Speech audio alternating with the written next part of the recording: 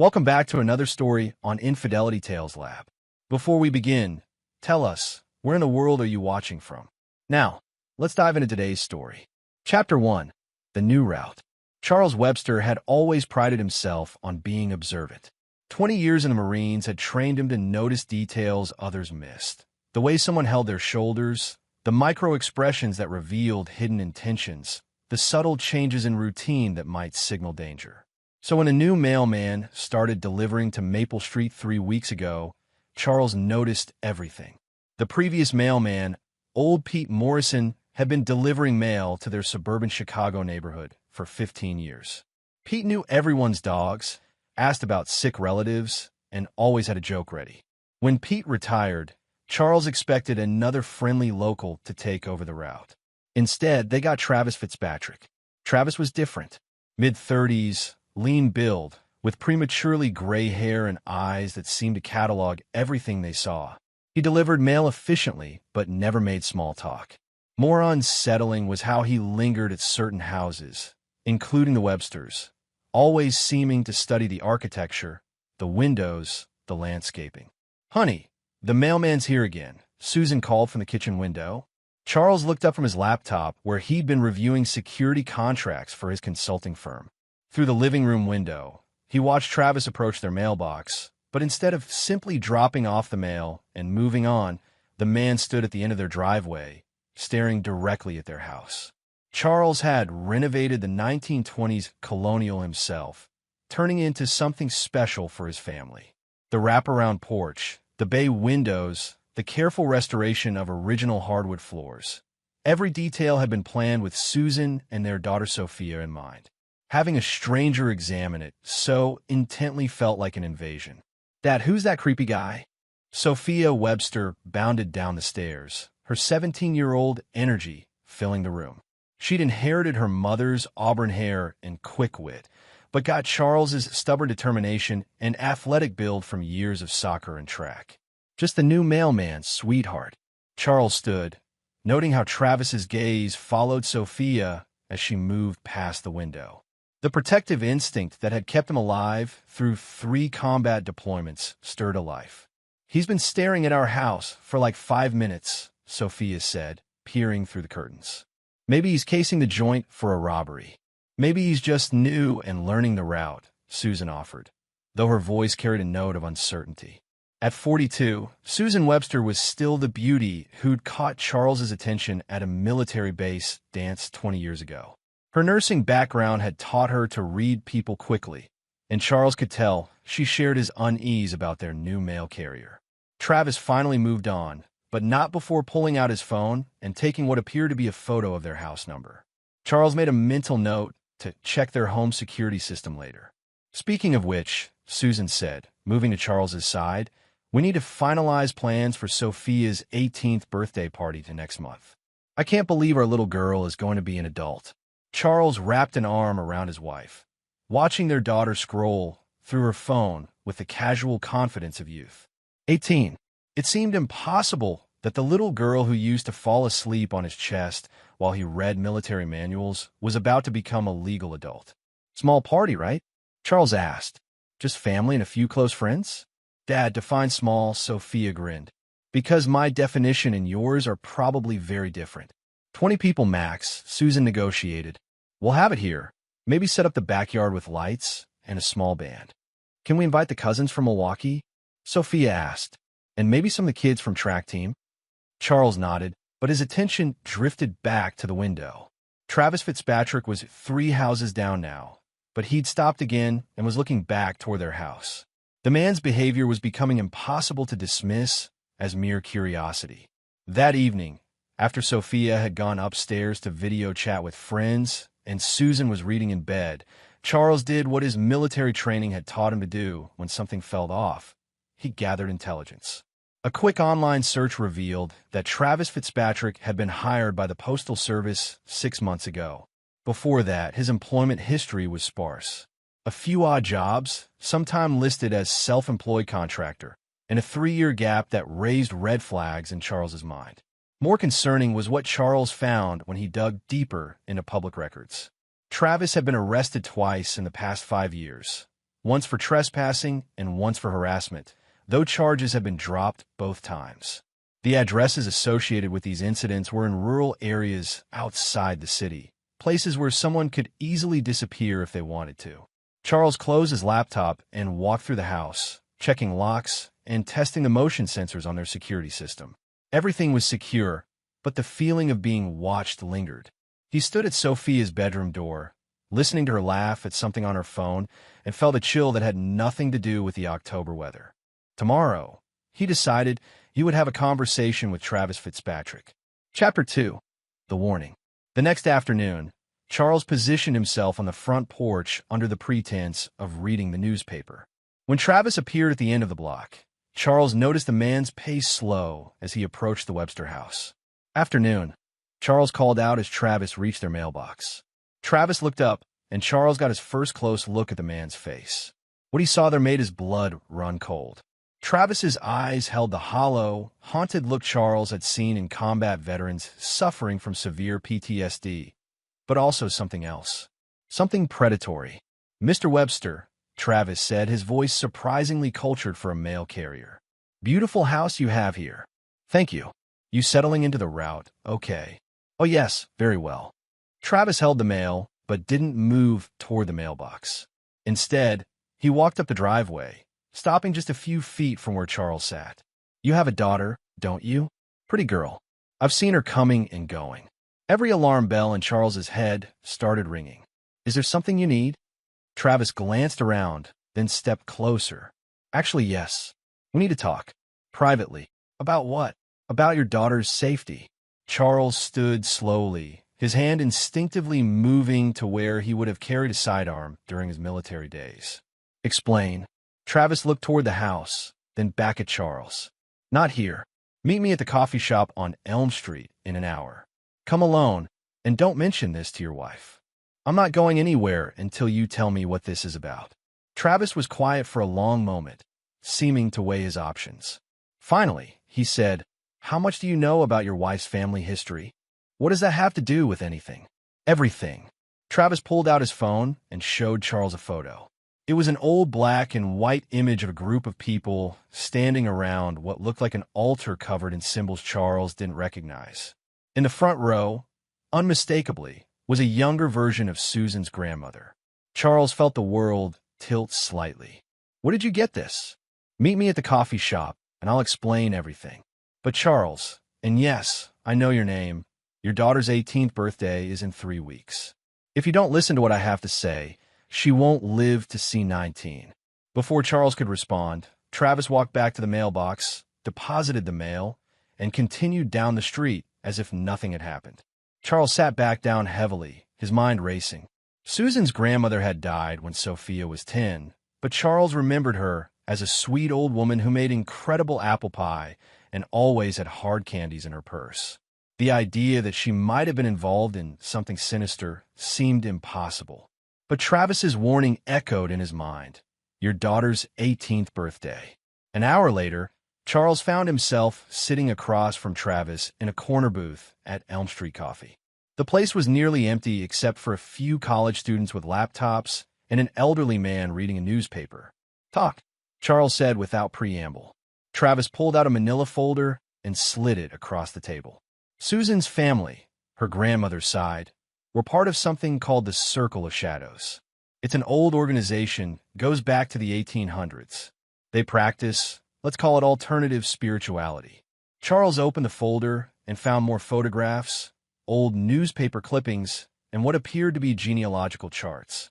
One clipping from 1962 caught his attention. Local woman dies in ritual accident. The woman in the accompanying photo looked remarkably like Susan. "This is insane," Charles said, but his voice lacked conviction. "The Circle believes in something they call the generational offering," Travis continued. "Every few generations, they select a young woman from specific bloodlines to participate in their ceremonies. The ceremony takes place on the girl's 18th birthday. And you think they want Sophia?" Travis rolled up his left sleeve, revealing a scar that looked like it had been carved deliberately into his skin. The symbol matched ones Charles had seen in the photographs. "I should know. I escaped from one of their ceremonies 15 years ago." I was supposed to be a willing participant, but when I saw what they really do, he touched the scar. I got this fighting my way out.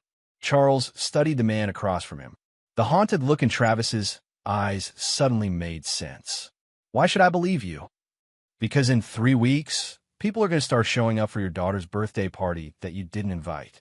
People who knew Susan's grandmother. People who have been waiting 17 years for this moment. Travis pulled out another photo, this one more recent. It showed a man in his 50s with silver hair and cold blue eyes. This is Dwight McKinney. He's the current leader of the circle. He's been tracking your family since Sophia was born. Charles felt ice in his veins. How do you know all this? Because I've been tracking them ever since I escaped, learning their patterns, their rituals, their targets. When I saw Sophia's name on their list, I arranged to get this mail route. Travis leaned forward. Charles, they've been planning this for years. Your wife doesn't know. The circle only involves the women when they're needed, and Susan was never supposed to be the offering. But they've been watching Sophia her entire life. This is, Charles started then stopped. Something Susan had said the night before suddenly took on new meaning. She'd mentioned getting a call from someone claiming to be organizing a surprise party for Sophia's birthday, asking about their address and the best date for the celebration. You're starting to remember things, aren't you? Travis asked quietly. Strange phone calls, unexpected visitors, people asking questions about your daughter's birthday plans. Charles was quiet for a long moment, his mind cataloging every odd interaction over the past few months. The woman at the grocery store who'd seemed unusually interested in Sophia's birthday. The man who'd shown up claiming to be doing a neighborhood survey, but had asked specifically about teenage children in the household. What do they want with her? Charles asked finally. Travis's expression darkened. The circle believes that consuming the essence of someone from their chosen bloodlines on their 18th birthday grants the participant extended life and power. It's not just about killing her, Charles. It's about taking everything she is and ever could be. Charles felt something cold and deadly settle in his chest. These people had been watching his daughter, planning to hurt her for 17 years. They'd apparently been working toward this moment since the day she was born. What do you want from me? He asked. Help me stop them, Travis said. But we have to be smart about it. The circle has resources, connections. Some of them are in positions of authority, police, judges, even federal agencies. We can't just call for help. Charles looked at the photos spread across the table, then back at Travis. If you're lying to me, if this is some elaborate con, then you'll kill me, Travis finished. I know what you're capable of, Charles. I did my research before approaching you. Former Marine, 3 combat deployments, decorated veteran with specialized training. The circle picked the wrong family to target. Charles closed the folder and slid it back across the table. What's the plan? Travis smiled for the first time since Charles had met him. We're going to give them exactly what they want, and then we're going to destroy them all. Chapter 3, The Network. Over the next week, Charles felt like he was living in 2 different worlds. During the day, he maintained the facade of normal family life, helping Sophia with college applications, working on security contracts, planning her birthday party with Susan. But his evenings were spent meeting with Travis, learning about an organization that seemed to exist in the shadows of ordinary society. The circle operates like a sophisticated network, Travis explained during one of their clandestine meetings, an abandoned warehouse on the outskirts of town. They have members in every major city, and they've been around long enough to establish connections in law enforcement, government, even some tech companies. Travis had transformed the warehouse into something resembling a command center. Maps, photographs, and surveillance equipment filled several tables. Charles recognized military-grade planning when he saw it. How many are we talking about? Charles asked, studying a map marked with red pins. Nationally, maybe 300 active members. But for something like this, a generational offering, they'll bring in their best. I estimate 15 to 20 people will be involved directly. Charles picked up a photograph of Dwight McKinney. In this image, the man was standing next to what appeared to be a very expensive car outside a high-end restaurant. Tell me about the leader. Dwight McKinney, 54 years old. On paper, he's a successful investment advisor. In reality, he's the 3rd-generation leader of the circle. His grandfather started the modern version of the organization in the 1940s. Travis pulled out a thick file. McKinney is smart, patient, and absolutely ruthless. He's been planning Sophia's ceremony since she was born. Every major decision about her life has been influenced by the circle in some way. What do you mean? Think about it. Your family moved to this neighborhood when Sophia was 5, right? Into a house that just happened to come on the market at exactly the right price. Travis showed Charles a property record. The previous owners sold it to you for $30,000 under market value. Guess who convinced them to take the loss? Charles felt his stomach drop. Their house, the place he'd thought of as his family's sanctuary, had been chosen for them. It gets worse, Travis continued. Sophia's pediatrician, Dr. Elaine Dolan, has been reporting on her health and development to the circle for years. They needed to make sure she'd be suitable for their purposes. The name hit Charles like a physical blow. Dr. Dolan had been Sophia's doctor since she was a baby. Susan had found her through a referral from someone at the hospital where she worked. Jesus Christ, Charles breathed. How deep does this go? Deep enough that running away won't work. They'd find you.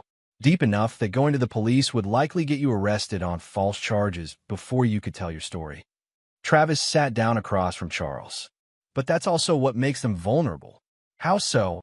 They're so confident in their control, so certain that their plan will work, that they've become predictable. I've been tracking their patterns for 15 years.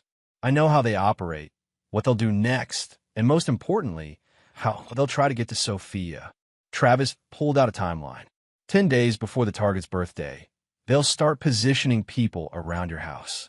7 days before, they'll make contact with you and Susan, probably through someone pretending to be organizing a surprise party or special celebration.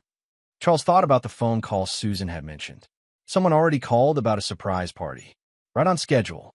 5 days before the birthday, they'll invite your family to a special pre-celebration dinner. It will seem completely innocent, maybe at McKinney's house or a nice restaurant. And then, during that dinner, they'll drug you and Susan. Not enough to kill you, just enough to keep you unconscious until after the ceremony. Sophia will be told you're sick and taken somewhere safe for the night. Travis pointed to several locations marked on the map. They have 3 possible sites for the actual ceremony. All of them are isolated. All of them have been prepared specifically for this purpose. Charles studied the map, his tactical mind automatically planning approaches and escape routes. You said we're going to give them what they want. We're going to let them think their plan is working perfectly. You'll accept the dinner invitation. You'll bring Sophia. But instead of being helpless victims, we'll be ready for them. What about Susan? Does she have to know? Travis shook his head. It's better if she doesn't. Her reactions need to be genuine, or they'll suspect something. Besides, the less she knows, the safer she is. Charles hated the idea of keeping Susan in the dark, but he understood the logic. If the circle had been watching them for 17 years, they would know how to read Susan's body language and expressions. What kind of backup do we have? Just us, Travis said. But I have resources they don't know about.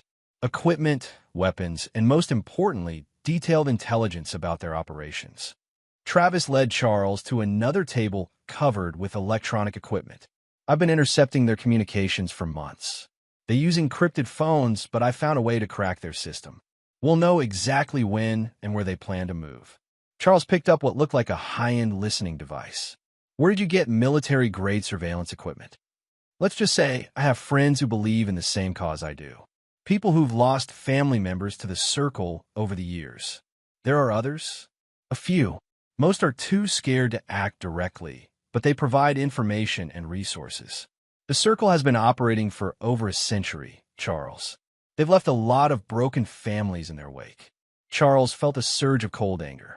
These people had been destroying families for generations, and apparently no one had ever been able to stop them. What's our endgame here? He asked. We save Sophia, but then what? They just try again later. Travis's smile was predatory. That's the beautiful part. We're not just going to save Sophia. We're going to end the circle permanently. How? By giving them exactly what they've been waiting for, and then turning their own ceremony against them. They believe their ritual gives them power, right? Well, we're going to show them what real power looks like. Charles studied the other man carefully. You're not just talking about stopping them. You're talking about killing them. All of them, Travis confirmed.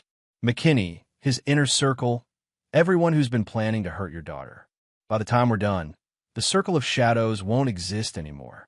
Charles thought about Sophia, laughing on the phone with her friends, excited about her upcoming birthday party. He thought about all the birthday parties these monsters had destroyed over the years, all the families they'd torn apart. What do you need from me? He asked.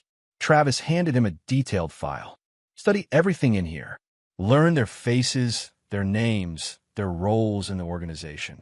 In 1 week, they're going to contact you about that special dinner. When they do, you're going to say yes.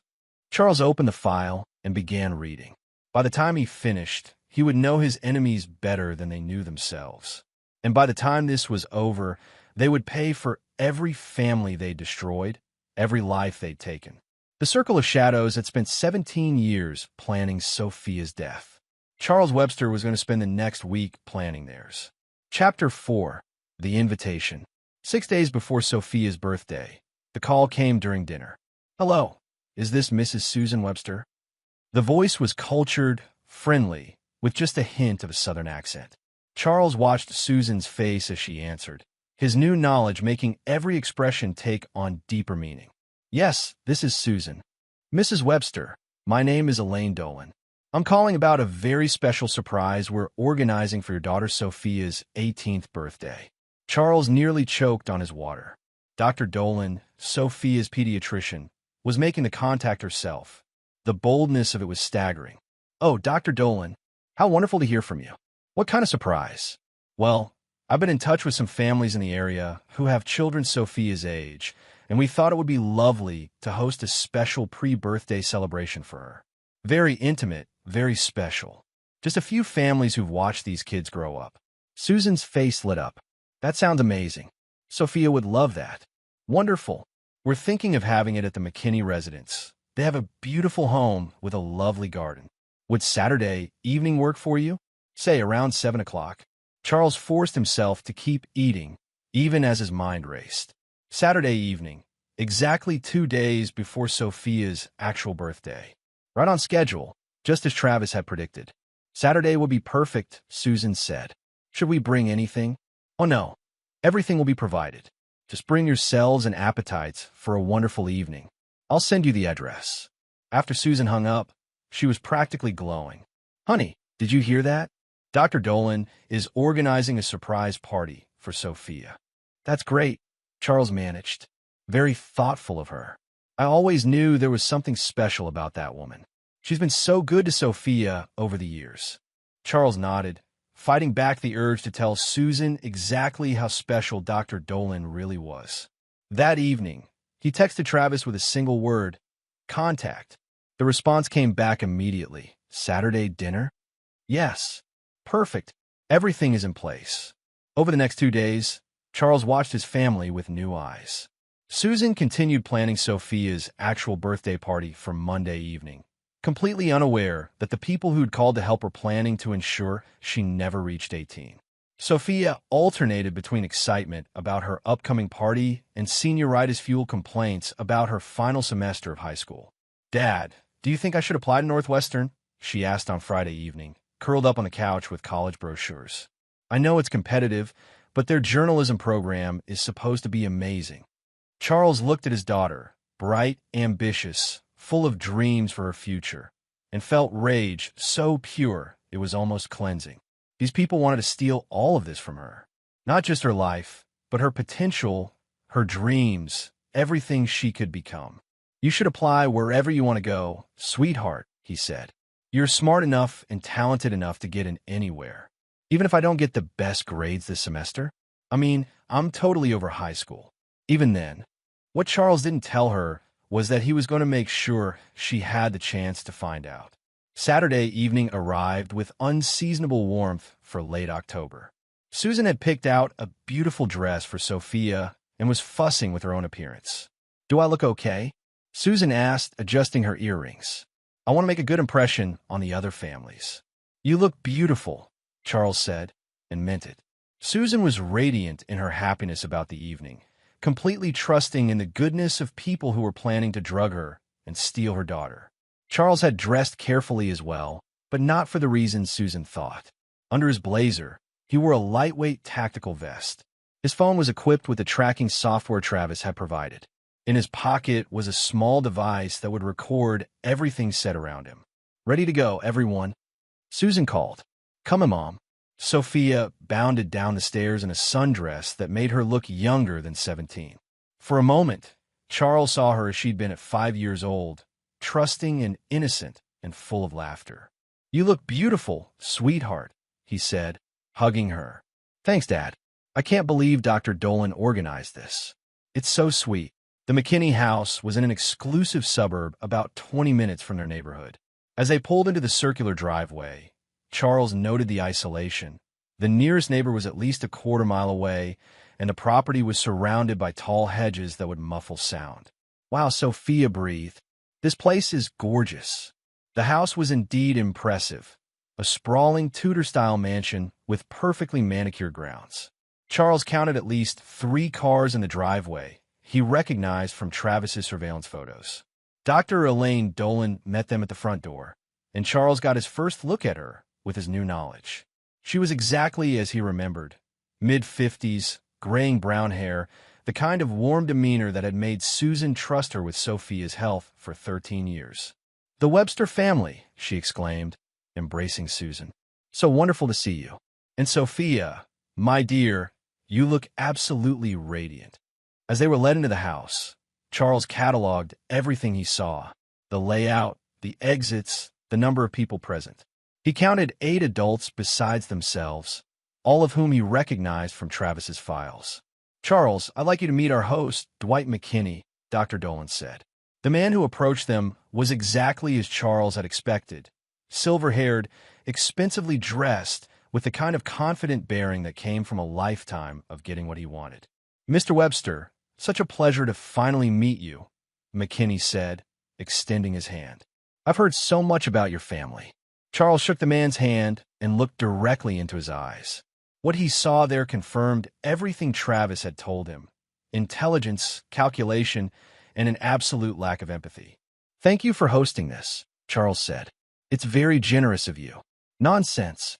Young people like Sophia deserve to be celebrated. 18 is such a special age, don't you think? The threshold between childhood and something much more significant." The way McKinney said it made Charles's skin crawl, but he maintained his pleasant expression. "It certainly is."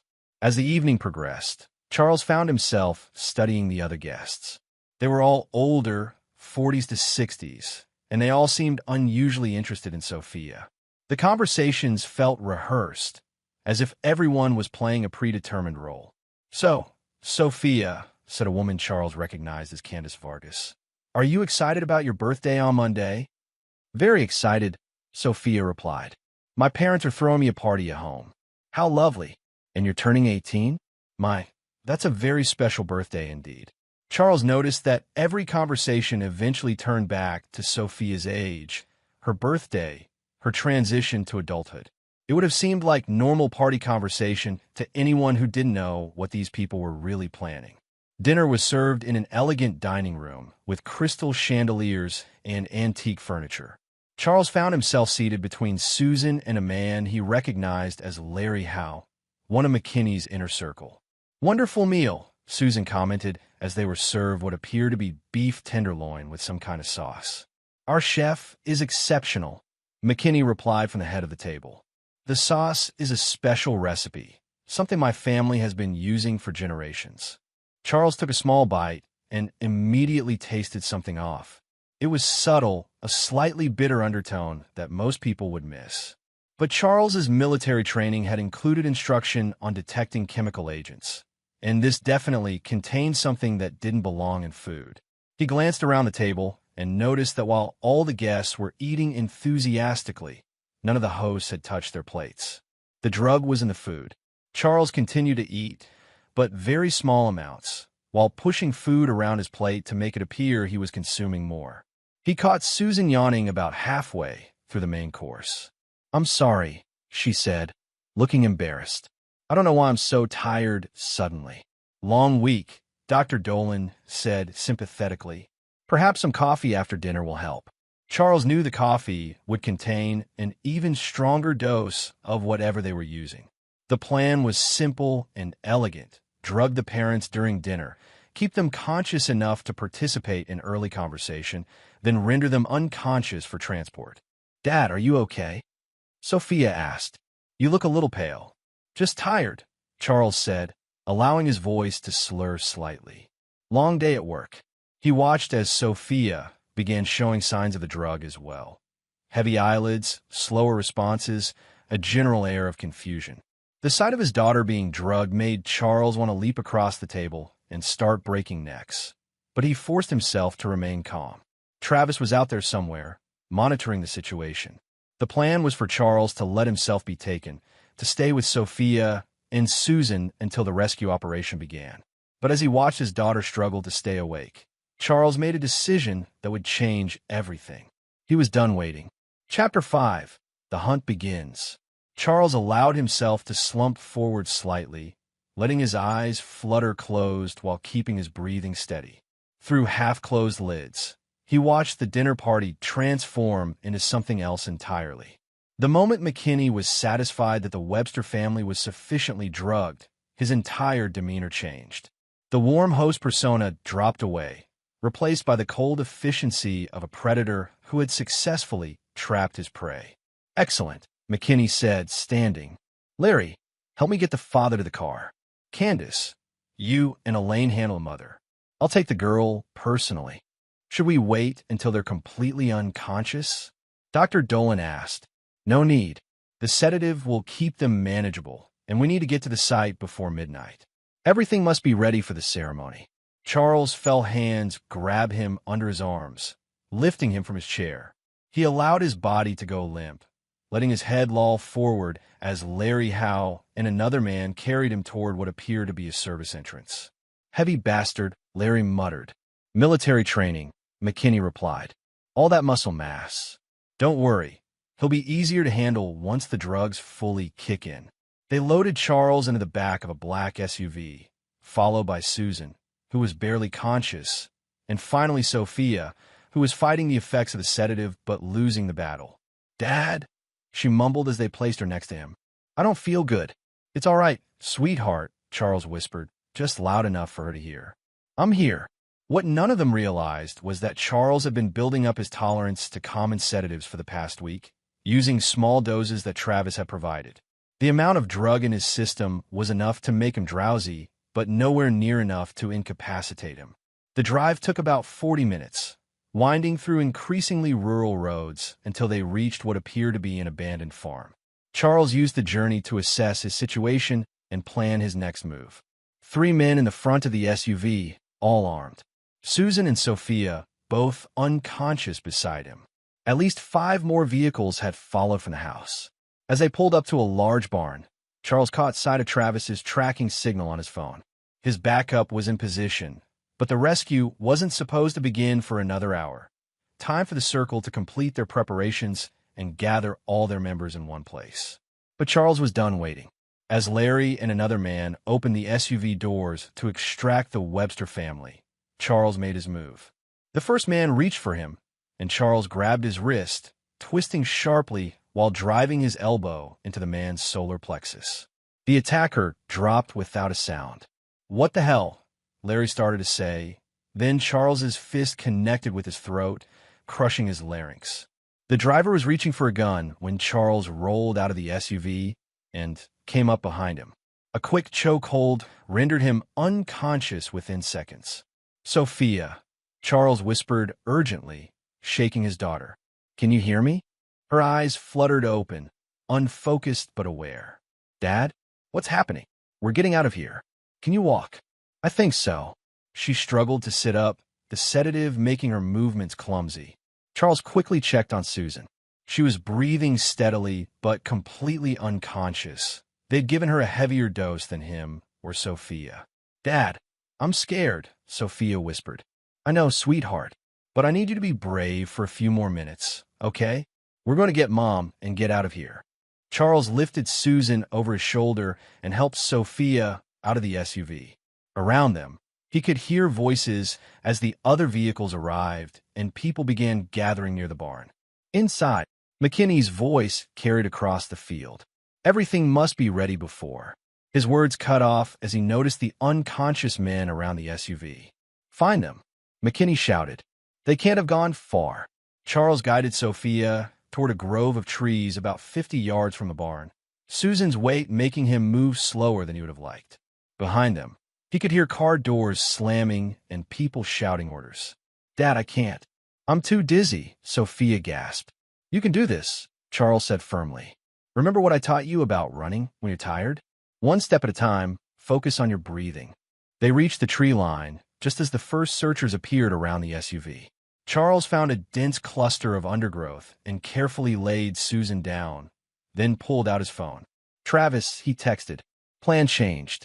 Starting now. The response was immediate. Copy. Moving to intercept. Charles turned to Sophia, who was sitting with her back against a tree, struggling to stay alert. Sophia, listen to me very carefully. I need you to stay here with your mother. Do not move, do not make noise, no matter what you hear. Can you do that? Where are you going? To make sure those people never hurt anyone again. Charles checked his weapon, a compact pistol Travis had provided, along with 2 additional magazines. Enough firepower to handle 15 to 20 targets if he was smart about it. Dad, please don't leave us. Charles knelt down and took his daughter's face in his hands. Sophia, those people have been planning to hurt you since the day you were born. They've destroyed other families, other children. If I don't stop them now, they'll keep trying until they succeed. I don't understand. You don't need to understand. You just need to trust me. I'm going to come back for you and your mother, but first I have to deal with them. Charles kissed her forehead, then checked on Susan one more time. She was still unconscious, but stable. 20 minutes, he told Sophia. If I'm not back in 20 minutes, use my phone to call 911, but stay hidden until help arrives. Charles moved through the trees toward the barn, his military training taking over completely. This wasn't Charles Webster, suburban dad and security consultant. This was Staff Sergeant Webster, Marine Corps, with a mission to neutralize hostile forces threatening his family. Through the barn windows, he could see the circle members setting up what appeared to be some kind of altar. Candles, symbols carved into wood, and what looked like ceremonial knives. These people had been planning to murder his daughter in some twisted ritual, and they'd done it to others before. Charles felt the familiar calm that came over him in combat situations. No more fear, no more uncertainty. Just clear objectives and the skills to achieve them. The hunt was about to begin. Chapter 6. The trap closes. Charles moved around the perimeter of the barn, counting targets and assessing entry points. Through the windows, he could see the circle members preparing their ceremonial space with practiced efficiency.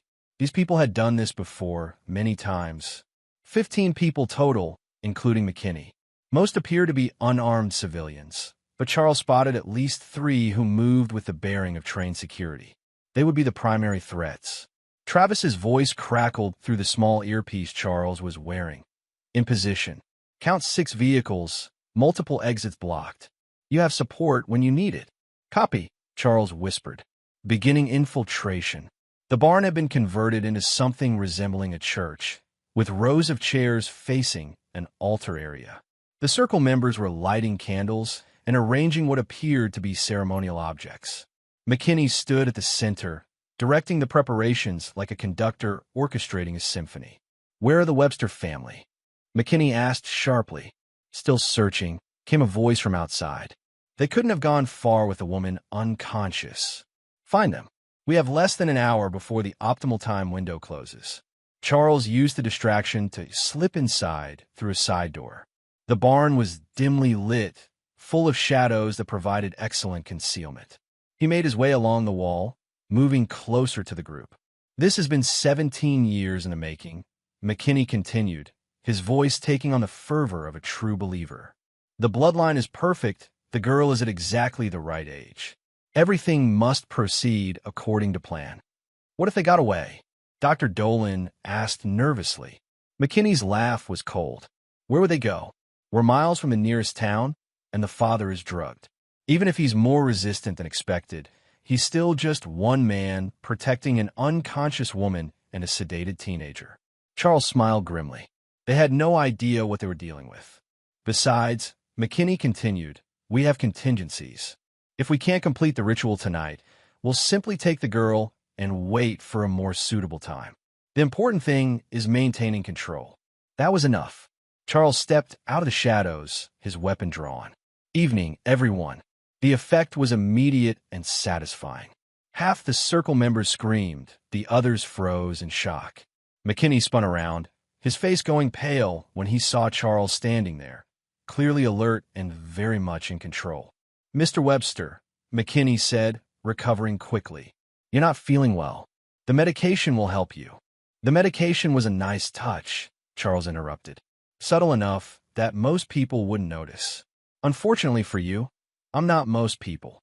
One of the security men started reaching inside his jacket, but Charles's weapon was already trained on him. I wouldn't, Charles said quietly. I've killed more people than everyone in this room combined, and right now I'm highly motivated to add to that count. The man froze. Good choice. Now, here's what's going to happen. Everyone is going to move to the center of the room. Hands visible, no sudden movements. Mr. Webster, Dr. Dolan started. You don't understand what we're. Understand perfectly, Doctor. You're part of an organization that murders children in ritualistic ceremonies. You've been tracking my daughter since she was born, planning to kill her on her 18th birthday. Charles's voice was steady, conversational, which somehow made it more terrifying than if he'd been shouting. You made one critical error in your planning, he continued. You assumed I was just another suburban dad who would be easy to manipulate and control. You didn't do your homework on exactly what kind of training I have. McKinney was studying Charles carefully, clearly trying to calculate his options. What do you want? Information, starting with how many other families you've destroyed over the years. You're making a mistake. Charles fired a single shot into the wooden beam next to McKinney's head. The sound was deafening in the enclosed space. That wasn't a request. How many children have you killed? The silence stretched for several seconds before McKinney answered. Over the past 50 years, 23 successful ceremonies. Charles felt something cold settle in his chest. 23 children. 23 families destroyed by these monsters. Names, he said simply. I don't remember all. Another shot, this one even closer to McKinney's head. Try harder. McKinney began reciting names, dates, locations. As the list went on, Charles realized the true scope of what he was dealing with. The circle hadn't just been killing children. They'd been perfecting their methods, choosing families and manipulating situations to ensure their success. Sarah Chun, 1998. Michael Rodriguez, 2001. Jennifer Walsh, 2004. The names kept coming, each one representing a life cut short, parents who'd never gotten justice for their murdered children. Charles's earpiece crackled, police sirens in the distance. We need to wrap this up. Charles nodded slightly. Travis was right. They couldn't stay here much longer. But he wasn't done yet. One final question, Charles said. Who else knows about the circle? What other organizations are you connected to? McKinney's eyes flickered with something that might have been fear. You have no idea what you're interfering with. The circle is part of something much larger, much more powerful than you can imagine. Enlighten me. There are others. Groups like ours in major cities across the country, across the world. You might stop us, but you'll never stop all of them. Charles processed this information. The circle wasn't just a local cult. It was part of an international network. Where are the records? Names, locations, contact information for these other groups. McKinney smiled coldly. You think I'd keep that information here? You think I'd make it that easy? Charles was about to respond when his earpiece crackled again. Company incoming. 3 vehicles approaching fast. Through the barn windows, Charles could see headlights in the distance.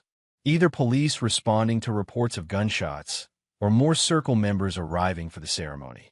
Time to go, he said, then raised his voice. Everyone on the ground. Hands behind your heads. As the circle members complied, Charles quickly zip-tied their hands with restraints Travis had provided. They would be found by the police in a few minutes, along with all the evidence of their planned ritual. But Charles wasn't done with Dwight McKinney. "You're coming with me," he told the circle's leader. "You can't." Charles's expression stopped in mid-sentence. "I can do whatever I want. You've been planning to murder my daughter. As far as I'm concerned, you've forfeited any rights you might have had." As sirens grew closer, Charles forced McKinney toward the back exit of the barn. The end game was about to begin, and Dwight McKinney was going to provide the key to destroying the entire network, whether he wanted to or not. Chapter 7. The Reckoning. Charles forced McKinney through the back of the barn and into the surrounding woods, keeping his weapon pressed against the man's back. Behind them, police sirens were getting closer, and Charles could hear Travis coordinating with law enforcement through his earpiece. "Where are we going?" McKinney asked, his earlier composure finally cracking. "Somewhere quiet where we can have a proper conversation about your friends." They walked for about 10 minutes until they reached an old hunting cabin Travis had identified during their reconnaissance. It was isolated, abandoned, and perfect for what Charles had in mind. "Inside," Charles ordered, pushing McKinney through the door. The cabin was dusty and sparse, containing only a table, 2 chairs, and some basic supplies Travis had staged earlier. Charles forced McKinney into one of the chairs and secured him with zip ties. "Your family is safe," Travis's voice came through the earpiece. "Sophia and Susan are with paramedics, getting checked out." Police found the other circle members, along with enough evidence to put them away for life. Charles nodded, then removed the earpiece and placed it on the table where McKinney could see it. "My partner wanted me to tell you that your organization is finished," Charles said conversationally. "The FBI is already moving on the other members Travis identified. By morning, the Circle of Shadows will be nothing but a memory." McKinney's face had gone pale, but he still managed a defiant expression. "You have no idea what you've unleashed. There are consequences to interfering with forces beyond your understanding. The only force you need to worry about right now is me." Charles pulled out his phone and showed McKinney a video feed. It showed Susan and Sophia in an ambulance, both conscious and apparently unharmed. "My family is safe," Charles continued. "The immediate threat is over, which means I can now focus entirely on making sure you never hurt anyone else." "What do you want?" "I want the names and locations of every group connected to the Circle. I want bank account numbers, communication protocols, everything you know about this network." "And if I refuse?" Charles's smile was not pleasant. "Then we'll see how long it takes for you to change your mind." Over the next hour, Charles systematically broke down McKinney's resistance. He didn't need to resort to physical torture. Years of interrogation training had taught him that psychological pressure was often more effective. The knowledge that his life's work was being destroyed, that his fellow Circle members were being arrested, that everything he built was crumbling, wore on McKinney more than any physical pain could have. "There are 7 major nodes," McKinney finally admitted. "New York, Los Angeles, Miami, Houston, Seattle, Phoenix, and Denver. Each operates independently, but shares resources and information." "Contact protocols?" McKinney provided encrypted phone numbers, email addresses, and a complex system of coded communications the groups use to coordinate their activities. "How many children have been killed by all the groups combined?" McKinney was quiet for a long moment. "Over the past decade, maybe 200. We've been expanding our operations." Charles felt rage so pure it was almost blinding. 200 children. 200 families destroyed by this network of monsters. Bank accounts. The money flows through a series of shell companies. McKinney Holdings is the primary front, but there are others. He provided account numbers, routing information, and access codes. "How do you select targets?" "Bloodline research. We trace genealogies back several generations, looking for specific markers. Families with the right heritage, children born at the right times, living in areas where we can maintain surveillance." Charles recorded everything on his phone, creating a comprehensive database of information that would allow law enforcement to dismantle the entire network. "One last question," Charles said. "Why children? What's the actual purpose of these ceremonies?" McKinney's expression became almost fanatical. "You wouldn't understand. The power we gain, the extension of life, the spiritual enhancement. It's beyond anything your mundane existence could comprehend. Try me. The life force of a person at the moment of transition from childhood to adulthood is concentrated, pure. When properly harnessed through ritual, it can be absorbed, extending the life and enhancing the abilities of the participants. Charles stared at the man, seeing him clearly for what he was, a delusional monster who'd convinced himself that murdering children was some kind of spiritual practice. "You're insane," Charles said simply. "You'll see. Even if you destroy our groups, others will rise to take our place. The practice is ancient, powerful. It will continue." Charles's phone buzzed with a text from Travis. "All secondary sites secured. FBI has everything they need. Time to wrap up." Charles looked at McKinney, this man who'd spent decades planning to murder children, who showed no remorse for the lives he'd taken, who promised that others would continue his work. "Here's the thing about continuing your work," Charles said quietly. "That requires people to be alive to do it." McKinney's eyes widened as he realized what Charles was implying. "You can't just murder me in cold blood. You're not like us." "You're right. I'm not like you. I don't kill children for power. I kill to protect my family and stop monsters." Charles stood up and walked around behind McKinney's chair. 23 children from your group alone. 200 total from a network. How many more would you have killed if I hadn't stopped you? This is murder. This is justice." Charles placed his hands on either side of McKinney's head. One quick twist, and Dwight McKinney's reign of terror was over. Charles sat back down and activated his earpiece. "Travis, it's done. Copy. What's your location for pickup?" "Same coordinates as before." "And Travis? Make sure the authorities get all the information I recorded. Every name, every location, every account number. Already in progress. By tomorrow, this entire network will be rolled up." Charles looked at McKinney's body one last time. The man had spent his entire adult life planning to hurt children, and now he would never hurt anyone again. Outside, Charles could hear a vehicle approaching. Travis, coming to extract him and help clean up the final details. In a few hours, Charles would be back with his family. Sophia would wake up safe in her own bed, ready to celebrate her 18th birthday without the shadow of the circle hanging over her. She would go to college, have a career, maybe get married and have children of her own. All the things Dwight McKinney and his followers would have stolen from her. Charles Webster had kept his promise. His daughter was safe, and the monsters who'd threatened her were gone forever. Chapter 8. Cleanup. 3 hours later, Charles sat in his living room, watching his daughter sleep peacefully on the couch. The sedatives were finally wearing off, and her breathing had returned to normal. Susan was upstairs, also sleeping but stable according to the paramedics. Travis sat across from him, laptop open, coordinating with federal agents who were simultaneously raiding circle locations across the country. Denver sites secured, Travis reported quietly. 13 arrests, enough evidence to put them away for life. "That's the last one."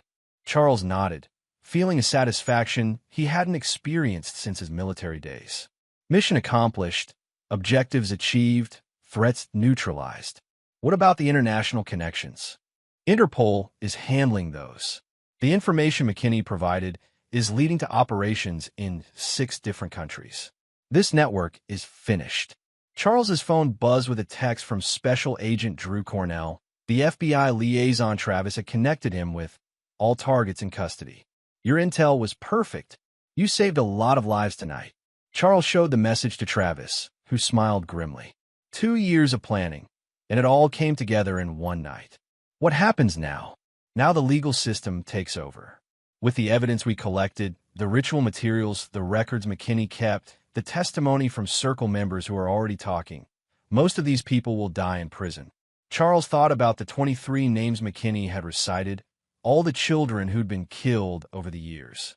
Their families will finally get justice. Some of them. Others will never know what really happened to their kids. The circle was good at making deaths look accidental or staging disappearances. Travis closed his laptop and looked at Charles directly. "There's something else we need to discuss." McKinney. Officially, he disappeared during the raid. His body will never be found, and there's no evidence connecting you to what happened at the cabin. Charles appreciated Travis's efficiency. The man had clearly planned for every contingency. What about you? What happens to Travis Fitzpatrick, mail carrier? Travis smiled. He's going to quit his job and disappear. Travis was always a temporary identity anyway. Who are you really?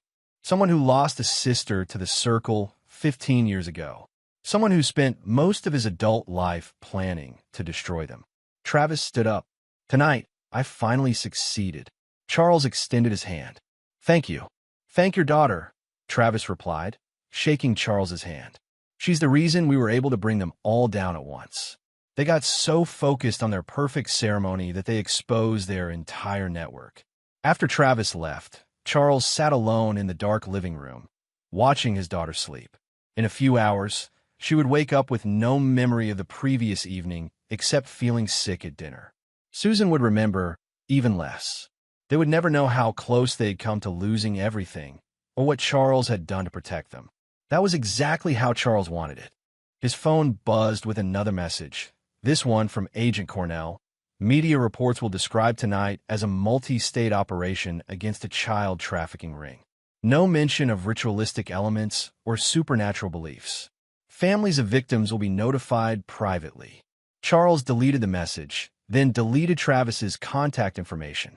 The less digital evidence that remained, the better. Dad! Charles looked up to see Sophia stirring on the couch, her eyes fluttering open. Hey, sweetheart. How are you feeling? Weird. Dizzy. What happened? I remember dinner, and then... She frowned, trying to recall details that the sedatives had made fuzzy. You got sick at the party. Food poisoning, probably. I brought you and Mom home early. Oh. Sophia sat up slowly, holding her head. I feel like I have the worst hangover ever, and I don't even drink. Dr. Dolan said it might take a day or two for you to feel completely normal again. Something about the particular bacteria that caused the food poisoning. It was a carefully constructed lie that would explain away any lingering effects of the sedatives, while also providing a reason why Dr. Dolan wouldn't be able to check on Sophia's recovery. By now, Elaine Dolan was in federal custody. Is Mom okay? She's fine, sleeping upstairs. She got hit harder than either of us. Sophia rubbed her temples. This sucks. I was really looking forward to that party. There will be other parties. Your real birthday party is tomorrow night, remember? Right? Sophia managed a weak smile. I'm kind of excited about turning 18. It feels like such a big deal, you know? Like everything changes. Charles felt a pang in his chest. If not for Travis's warning, if not for their intervention, Sophia would never have reached 18. She would have died believing that her birthday was something to celebrate. It is a big deal, Charles said. You're going to do amazing things with your life, Sophia.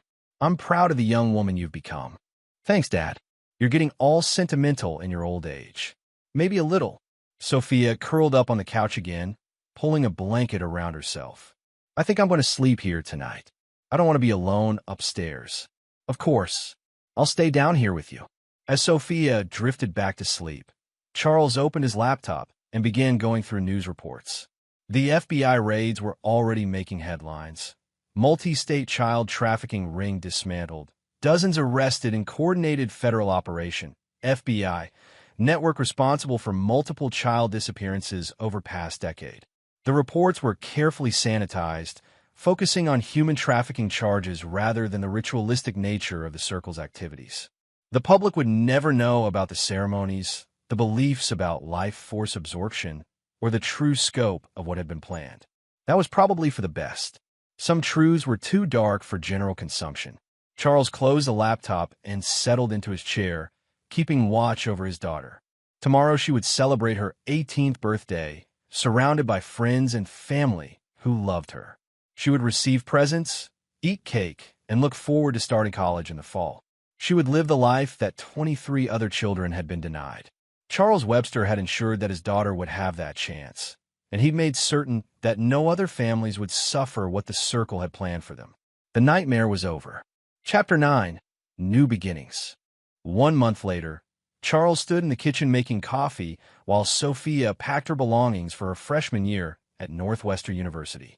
She'd received her acceptance letter 3 weeks after her birthday, an early admission that surprised everyone except Charles, who had suspected the journalism program might be very interested in a student whose father had provided anonymous tips leading to the exposure of a major criminal network.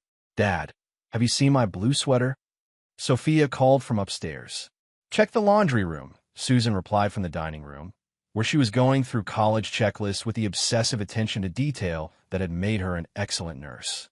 Charles smiled, listening to the sounds of his family preparing for this new chapter in their lives. Everything was exactly as it should be. Normal, peaceful, focused on the future rather than the past. The official story had held perfectly. The food poisoning explanation satisfied everyone's questions about the strange dinner party. Dr. Dolan's sudden departure from her practice was explained as a family emergency that required her to relocate out of state. The McKinney house had been quietly sold by a property management company after the owner's unexpected business relocation. None of their friends or neighbors had any reason to suspect that the Webster family had been at the center of a federal operation that dismantled a decades-old criminal network. "Charles," Susan appeared in the kitchen doorway. "I got a call from Agent Cornell yesterday. He said they've closed the last of the related cases and won't need any more information from us." Charles nodded. The FBI had been discreet in their follow-up interviews, posing their questions as routine inquiries related to the food poisoning incident. As far as Susan knew, she and her family had simply been unlucky enough to attend a dinner party where multiple attendees got sick on the same night federal agents happened to be investigating the host for unrelated crimes. "Good," Charles said. "I'm glad we can put all that behind us." "It's still so strange," Susan mused. "I mean, Dr. Dolan seemed like such a nice woman, and that McKinney man was so charming. You never really know people, do you?" "No," Charles agreed quietly. "You don't." Sophia bounded into the kitchen with her characteristic energy, carrying a suitcase that looked suspiciously light for someone moving into a dorm room. "I think that's everything," she announced. Susan looked at the single suitcase and raised an eyebrow. "Sophia Marie Webster, that cannot possibly be everything you need for college. It's called minimalism, Mom. Very trendy. It's called being lazy about packing. Go get the rest of your things." As Sophia trudged back upstairs with exaggerated reluctance, Charles's phone buzzed with a text from an unknown number. "Package delivered. Thank you for your business." Charles deleted the message immediately. 3 weeks ago, he'd received information about a group in Atlanta that had been attempting to continue the circle's work using contact from McKinney's network. That group had experienced a series of unfortunate accidents over the past few days. Car crashes, home invasions gone wrong, the kind of coincidences that weren't really coincidences at all. Some problems couldn't be solved through official channels. "Earth to Charles," Susan said, waving her hand in front of his face. "I asked if you wanted to grab lunch after we dropped Sophia off." "Sorry, just thinking about work." "Lunch sounds great." The drive to Northwestern took 2 hours, with Sophia alternating between excitement about college and last-minute worries about her classes, her roommate, and whether she'd packed enough winter clothes. "You're going to be fine," Charles assured her as they pulled up to her dormitory. "You're smart, capable, and strong. Plus, you're only 2 hours away if you need anything." I know. I'm just nervous." As they helped carry her belongings up to her room, Charles found himself studying the other parents and students, automatically assessing threats and cataloging exit routes. Old habits died hard, and after recent events, he was more protective than ever. But Northwestern's campus was safe, diverse, and full of opportunity. Sophia would thrive here. "Okay," Sophia said after they'd finished setting up her side of the dorm room. "I think this is where you guys leave, and I start my independent adult life." Susan hugged her daughter tightly. "Call us tonight, and tomorrow, and whenever you need anything." "I will, Mom. I promise." Charles was last to say goodbye. He hugged Sophia close, remembering the terrified 17-year-old who'd sat in the woods while he went to face down the circle. "I'm proud of you," he said simply. "Thanks, Dad, for everything." As they drove home, Susan was quiet for a long time before finally speaking. "Do you ever think about how different things could have been if we'd made different choices, lived somewhere else, met different people?" Charles thought about McKinney's files, about the systematic way the circle had manipulated their lives to put Sophia in position for their ceremony, about the 17 years of planning that had gone into targeting his daughter.